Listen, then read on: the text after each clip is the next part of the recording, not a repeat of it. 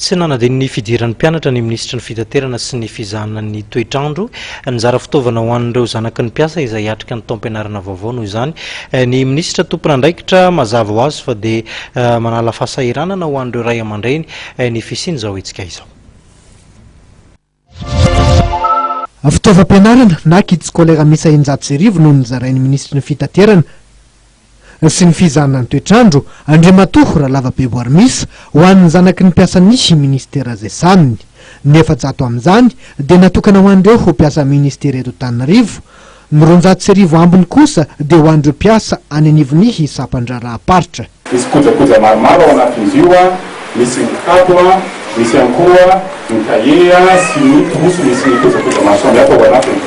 Fantatsika fa ny tena dia ministra tanora indrindra ao anatin'ny gouvernement ankehitriny ka mahafaly anao no mijery an'ireo tanora reto satria izy ireo no doavin'ny firenena ka mampirisika anareo dia fa ohatra anareo koa za taloha mampirisika anareo hianatra tsara dia mampirisika anareo koa iko satria nareo no avin'ny firenena rapitso. Tsara fahatongavana ary manamaivana ny vesatr'ireo mpiasa ny fizarana amin'ny fitaovam-pianarana satria tena ao anaty fanomanana ny fidiran'ny mpianatra avokoa izy ireo amin'izao fotoana zao.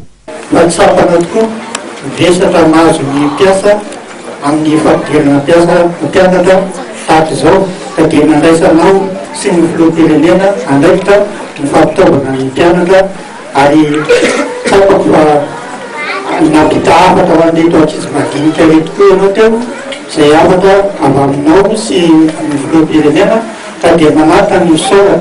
Tsy nanafina ny hafaliany ireo zanaky ny mpiasa nahazo ny fitaovam-pianarana izay mbola hamonjy lakilasy taorian'ny lanonam-panolorana.